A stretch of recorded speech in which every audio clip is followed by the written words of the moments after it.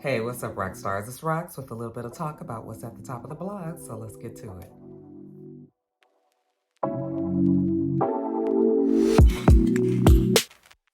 All right, you guys, before we get to the gossip, let's talk about these ridiculous gas prices that have hit the United States. I don't even really know if it's because of the Ukraine war. It felt like they were threatening that the gas was going to go up before that. But then, of course, when Russia invaded the Ukraine, then for sure we knew that the gas was going to be going up. As of now, the average gas price in the United States is $4.17 a gallon. Now, here in Atlanta, just the other day, I got gas. I guess it was last Thursday. I got gas and it was $3.79 a gallon. From what the kids tell me now is $4.29 a gallon. That's for 87, okay? And once we get up into the premium numbers, we hitting close to $5.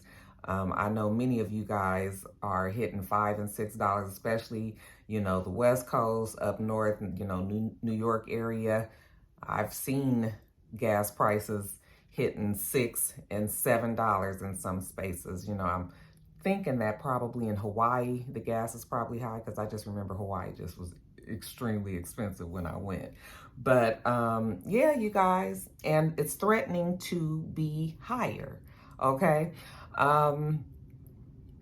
They're saying that the gas went up 63 cents since February 24th, I believe it was, which was the day that Russia began invading, into the Ukraine. So 63 cents, they're saying by Memorial Day, they expect it to be at $4.25 a gallon, the average price. I was like, that sounds like that's not high enough. I mean, Memorial Day is in May. We just in March.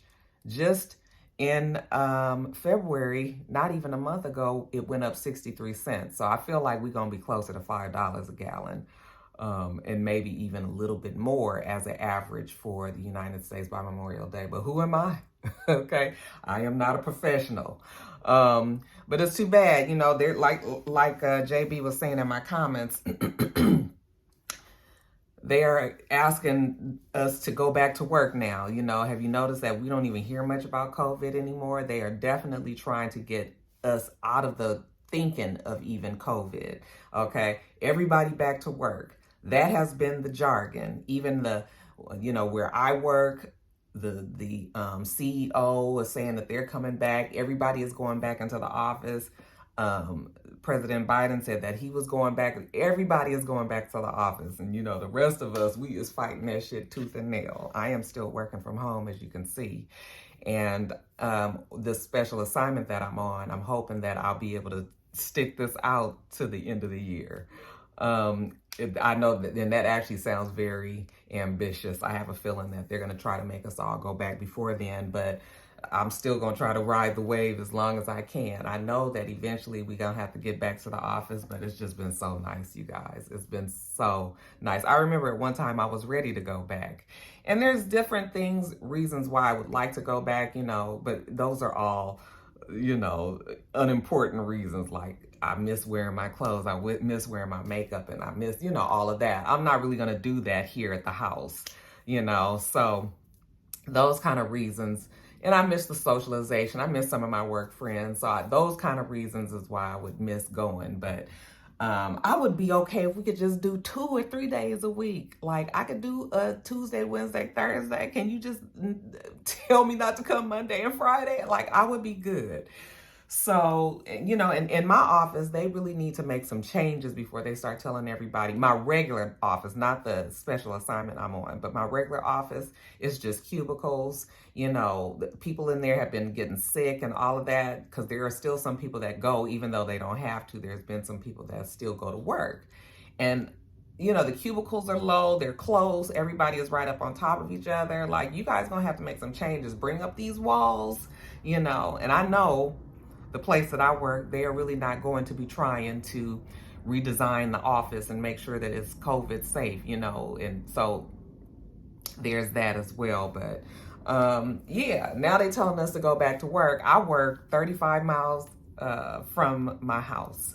So I would be back in the rat race, 70 miles a day, getting back and forth to work. Like, I am really not trying to do that. And I'm in the Jeep, which, you know, is not the best mileage. And then I got them big tires, so that really makes the mileage not good. Like, I am just really, really not trying to do that. But, you know, I mean, I'm grateful for my job. Anybody out there though that knows of a you know, some place that your girl can work, you know, from home, permanent, y'all reach out and let me know. I got, you know, I'm public administration. I got my degree in it, so y'all just let a sister know. But anyway, that's what's going on there, you guys. If you are, you know, out there driving around, make sure you strategically plan them days, honey, when you going out and you going shopping, you going out with your homies or you know, your loved ones or whatever, going out to eat, going to the movies, going to the stores or whatever. Make sure that all of that is planned so you ain't going back and forth and back and forth. Okay, let everything be on the route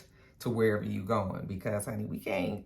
I already know filling up my tank is going to be like $90, $100. And I am so not trying to do that. Just not trying to do that, you guys. But anyway, that is what it is right now. You guys let me know, what is the gas prices in your neighborhoods? How much you guys paying to fill up your tanks?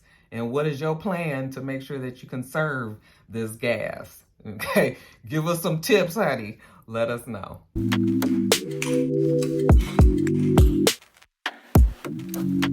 All right, you guys, next story up. So this week has been a very stressful week with Blue getting his neuter, and it made me have to do a whole bunch of changes in my house. So I have been completely checked out of social media, TV shows, everything. Like, I just haven't even really cared. I go on to Instagram when I get a chance and try to like, you know, and support everybody and all that, but I don't really know what's going on. So yesterday, I happened to just peek on the Instagram and I saw that everybody was saying that, you know, oh, Chris Brown was innocent and you guys was blaming him, and, you know, everybody believed the victim, or, you know, the person, the accuser, I should say. Everybody believed the accuser. And I was like, well, what happened? I had to go back and read. So a while ago, I did tell you guys about a girl that was suing Chris Brown. She's anonymous as of now, but she was suing Chris Brown for $20 million. And, or she was pressing charges, I should say, or trying to press charges against Chris Brown for I guess that is suing, right? Child, let me get my words together. But anyway, this girl was saying that he raped her, that he that he drugged and date raped her at a party on a yacht that Diddy was having in Miami back in 2020. Okay, now, why is it, side note, that everything that's come up with these rape accusals that we've had, you know, between Trey Songz and Chris Brown, why is Diddy always wrapped up in it some kind of way? Wasn't Trey Songz at Diddy's party or something too? You know, and you know, I think she was complaining about the fact that Diddy's alcohol, was it? Okay, but anyway, it has something to, Diddy was up in the 6 degrees of separation of that story too. But anyway, so she said that he had raped her back, you know, I guess this happened at the end of December. So sometime in 2021, she accused him of raping her and was suing for $20 million, trying to get $20 million out of him. Okay, he had denied that it was true back then, but because of Chris Brown's history and people not trusting the fact that, you know, he has had some domestic violence issues in the past, a lot of people had decided to believe what the girl had said. All right. Well, fast forward to this week, like I said, evidently Chris Brown had text messages and voicemail messages and pictures that had been sent to him from the said alleged victim, I should say. She was texting him saying that she wanted to get back together with him, that, you know, she wanted to fuck him one more time. She even left that on the voicemail message, you know, for him to answer the phone. You know, it's obvious that he wasn't mad at her. I don't know what she meant by that. Maybe because you suing me for $20 million. You try to get $20 million out of me. You think I'm not going to be pissed about that? Okay. So anyway, she was sending him text messages, sending him voicemail messages, how, you know, just really just jocking him hard, saying how much she wanted to still have sex with him, saying that he was the best dick that she's ever had and all of this, okay? Which is right then, you just got to know that something must really be off with this girl, because you're in the middle of a lawsuit. Even if you know that you're not telling the truth, why would you give him this type of proof by sending them text messages and voicemail? Girl, do you think this is a fucking game? $20 fucking million? Do you think that he's really gonna be fucking with you still like that, right? So she does all that. Of course, Chris Brown saves that.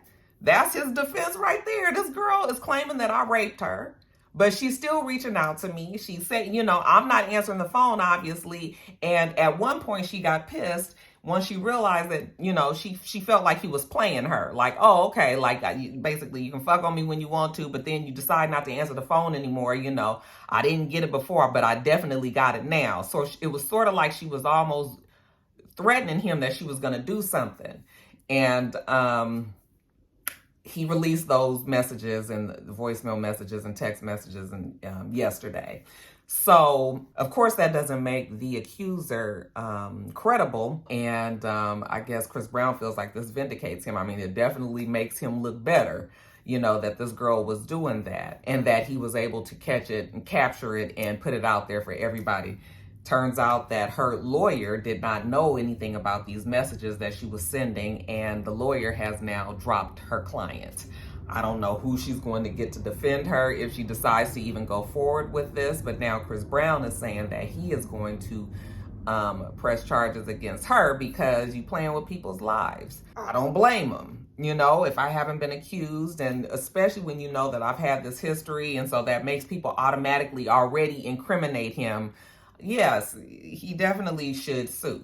And I honestly think that people who lie about being raped should go to jail, because there's many true rape victims out there who don't get believed. See, the reason why people don't lean towards the victim and believe them is because there are people that lie. And those who really have suffered the traumatization of being raped and everything, now they got another battle that they got to be fighting, and that's why a lot of times they don't tell and all of this, So, yes, if she's definitely found to be lying, which it looks like she is, then she should be going to jail. The same way that this man was probably going to go to jail if he was found guilty for raping her.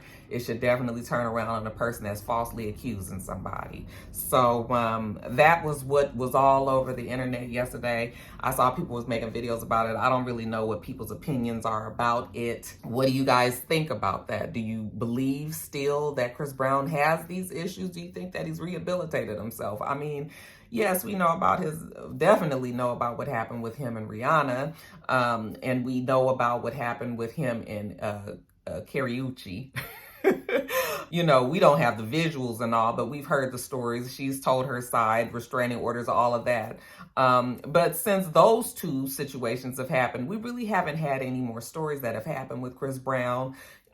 Maybe he has matured. Maybe he has rehabilitated, counseling. Maybe he's gotten some direction for his life. Maybe he's realized some things since he's become a father a few times over now, Do you believe that people that do these things can rehabilitate themselves? Or do you think once a domestic violence person, once a beater, always a beater? Do you think that that's the type of person that he is? I'd like to think that people should be given a chance, okay? But I think we also can't always just assume that when a person says, yeah, I don't do that no more, that we just supposed to believe it. But if we haven't had any more proof that these kind of things are happening, then they can be possibly given the benefit of the doubt. But you guys let me know what you think about it. Do you believe that Chris Brown is still out there wilding like that? He has a whole lot to lose. He had a lot to lose even when he was with Rihanna and Kaluuya, I know that's her name, you guys. You saying it wrong. Okay. But now he's like a father. It's just a little different. I would hope anyway that when you become those kind of things, it changes you. But I'm not naive to think that it always does, because I'm sure there's plenty of rapists out there that are fathers and husbands and respectable in the community otherwise and things like that. So y'all just tell me what you think about it. But yeah, y'all, oh, girl was out there still leaving. I said, what the fuck wrong with you, girl? I mean, I know, it must have been for real good to her for her to jeopardize her whole case and make her look like a big liar, by still trying to be in contact with him. I mean, All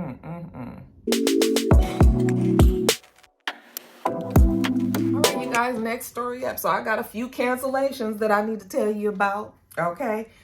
First, they say that Nick Cannon's show has been canceled. It's only been out for 6 months, and they have decided to cancel the show. They said because he's only pulled in the same amount, like somewhere around 400,000 viewers every episode, and they say that it never goes up, okay? So there's no really any growth. There's no potential for growth. And I think that they're just yeah, we just gonna scrap the whole thing. Interesting, right? Because he did so well on Wendy Williams' show. It makes you wonder if he did so well on Wendy Williams' show is because still Wendy Williams viewers were tuning into the Wendy Williams show. That is the brand, all right? And it wasn't necessarily because they were following Nick Cannon, even though he was doing very well in the seat, but they were actually still supporting the show. So then when he moved on to his show, that was the true show of support there. And whether or not, people were going to go. First of all, I don't even feel like they've done a great job of promoting Nick Cannon's show, because I promise you, I never have ever seen a commercial for Nick Cannon's show on regular TV. Okay, and I used to see Wendy Williams show commercials on channels that her show didn't even come on.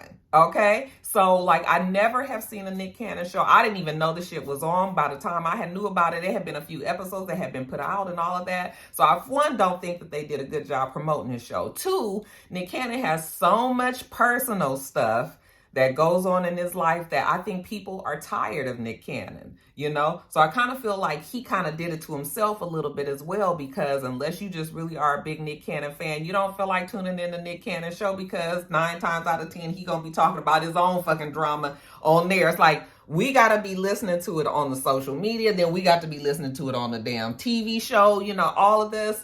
There was no separation. It was too much Nick Cannon. And, Nick Cannon hasn't had the most positive he hasn't had really the most positive anything recently, with him having all of these babies and the baby mamas and the things that he continues to say, put his foot in his mouth, saying stuff, then have to go on the show, apologize to his baby mom. It's just sort of like, what is going on? Okay, so yeah, they have canceled his show after 6 months. Another show that is being canceled, this time after 8 years, you guys, is the show The Real. They will be canceled very soon too. Now, I saw it on Instagram this morning, and they were saying how the hosts don't know yet. I was like, yeah, the hosts, I'm sure if we seeing it on Instagram, they know. But I guess they haven't been given the official word. But they're saying that because the ratings are low, that they are also going to get rid of the Real.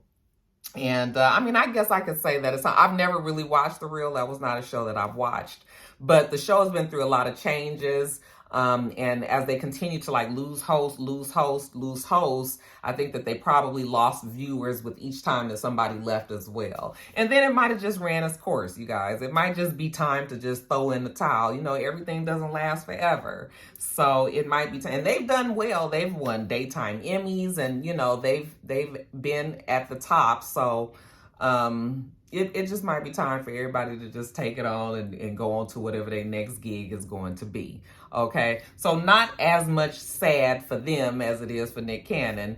I'm curious to see how it's going to work out for Sherri Shepherd. And if Sherri Shepherd will fall victim to the same kind of what happened with Nick Cannon. Time will tell, but we'll be able to see if, again, the support for the Wendy Williams show, if those are the viewers that are watching Sherri, or are these people that are supporting Sherri and are going to now, are they going to transfer over to the Sherri Shepherd show, or Sherri, whatever the name of the show is going to be. Yeah, so grand opening, grand closing, those shows will be going bye-bye.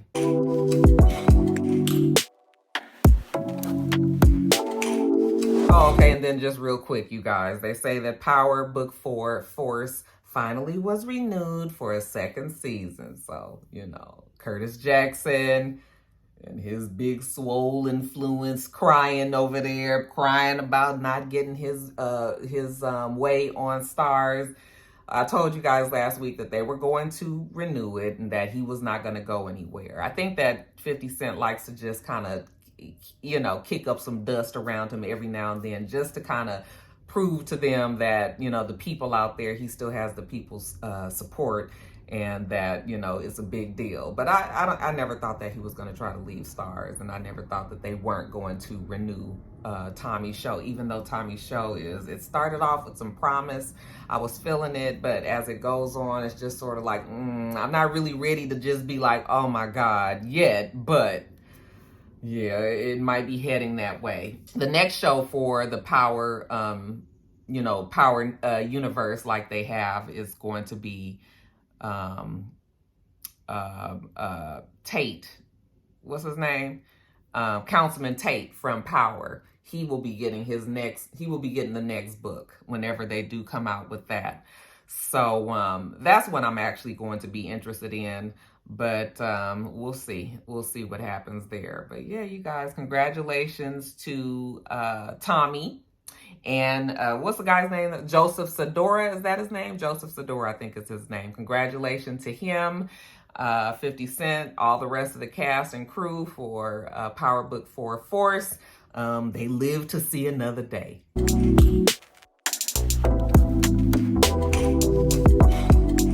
All right, you guys, next story. So everybody's kind of wondering what exactly is going on with your boy DanielKaluuya. Kaluuya.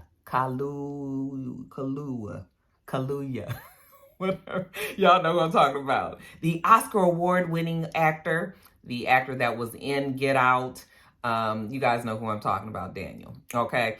Apparently, he went and fired his agency, CAA, his publicist, his stylist. Okay, that might not be a bad thing, because sometimes that Daniel would show up with them knees knocking and them suits, the pants going in and ill-fitting and strange, you know, so maybe the stylist needed to go, and many other assistants. He got rid of them, fired them all. He still kept his manager, though. He still kept his management 360, but he's hired on what we now know to be his life strategist. And her name is Air Holiness. So I guess she's sort of like, you know, when you're a life strategist, then that means that you are getting in there and you are really helping him direct his life. Okay.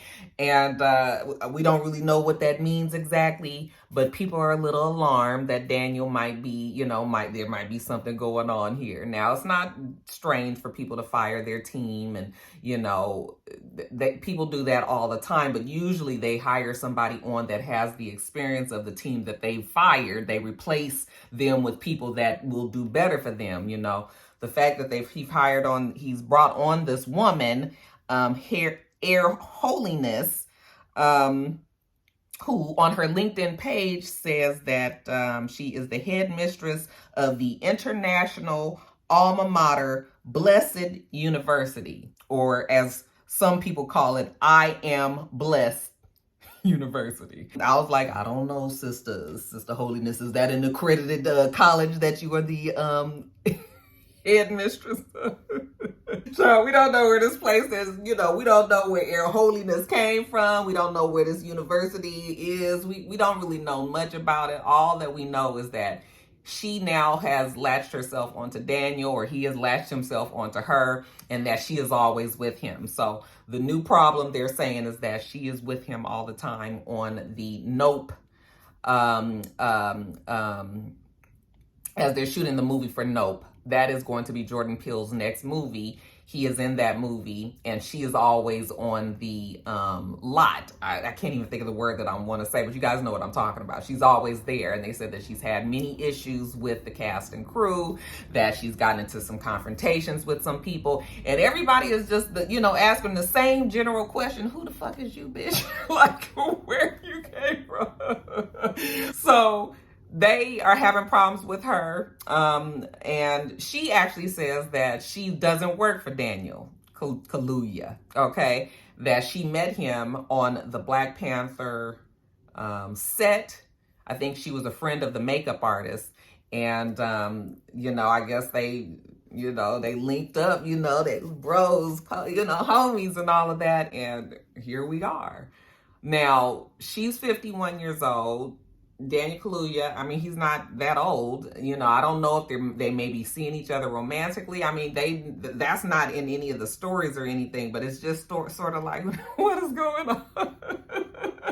You know, people, of course, have been looking on her Instagram, her social media. She calls herself a spiritual gangster on Instagram. They say that her actual real name is Vanilla Selena Mahmood. Like I said, 51 years old, and she is from California. I was like, I wonder what parts. It was one of my old homegirls out there, you know, running scams and shit.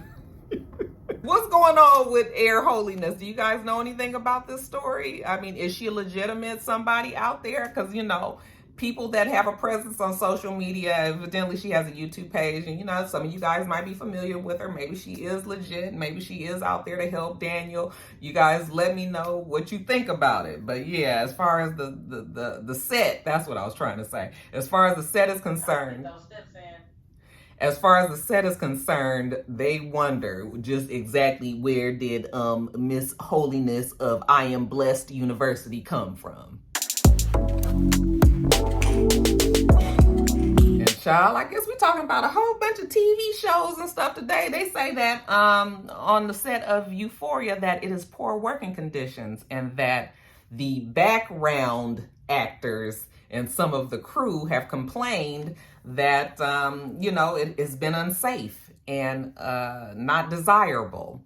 So what they're complaining about is saying that, you know, they've had to work long overnight hours. They don't get any breaks to go to the bathroom, to get their food. You know, they may not eat until who knows when. There's no holding area for the people that are waiting for scenes. Everybody is just kind of waiting around, trying to see when they're going to get to, you know, and they're saying that that is not the way to run this set for this TV show. HBO has responded and said that they complied with all of the guild safety regulations, that they are not in, you know, they are not out of regulation for anything. They even had some SAG-AFTRA representatives come out and check the sets and make sure that everything was safe, and everything seemed to be safe and up to par. Okay, but the director says that, of course, you're doing a show like Euphoria. They can have some very complicated scenes, and I mean, it's a complicated show from what I understand. I don't watch the show, but everybody talks about how good it is. But my nerves so bad lately, y'all. I can't be watching no shit like that. I'll watch it eventually, but the show is complicated. The scenes can be complicated. So sometimes they may go over. They do sometimes work into the night. You know, they may have some scenes that require many hours of just trying to get to that same scene. They said in one case, there was a really dramatic moment that somebody had to do, and they had to shoot it 15 times before everybody felt like it was good enough for the episode. And they said that was taxing on the people and all of this. So these certain background actors and crew that are complaining are saying that if they are asked to return to the show next season, that they will not return. I was just like, baby, one monkey don't stop no show. They're gonna keep on going whether you bring your ass back or not. Okay, so, you know, I mean, but I understand you got to do what you got to do. What's best for you. If you ain't gonna be able to work on this set, and, you know, with all of them kind of conditions, fine. But as long as they are, you know, within the guidelines, it's like, what else you want them to do? Okay, they gonna just go on and replace you with somebody else. So I mean, that's just what it is. Do you guys watch Euphoria? Tell me how much you guys love it. Don't give me no spoilers. Maybe one day I will watch the show.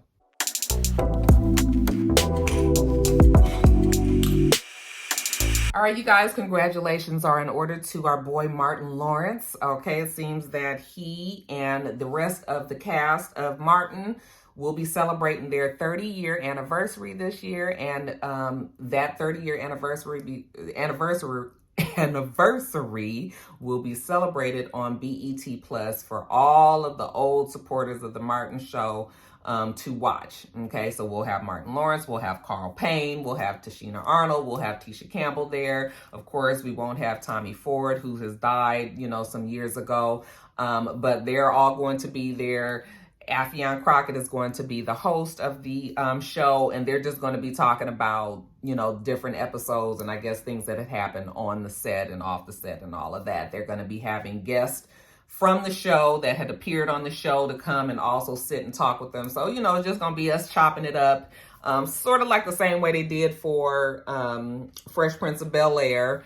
We'll see if we get a big moment. You know how in Fresh Prince of Bel-Air we had the big moment with Will Smith and Janet Huber. Let's see if we have the same big moment with Martin Lawrence and Tisha Campbell, who, you know, we all know that Tisha Campbell was the reason that the show pretty much ended. I mean, we won't say that she was 100% the reason, but the antics that Martin was going through too, being on drugs and, you know, anxiety and having some mental struggles and things, and then her and him and, you know, the mixture and her feeling like she wasn't feeling safe and couldn't work and all that, that was ultimately what did the show end. So, you know, we gonna see if they address that on the show as well. You know, it's like the everybody knows joke now, you know, so I kind of feel like they have to say something about it. But, you know, the rumor was that they were kind of maybe possibly seeing each other, or maybe there was always been some flirtation going on there.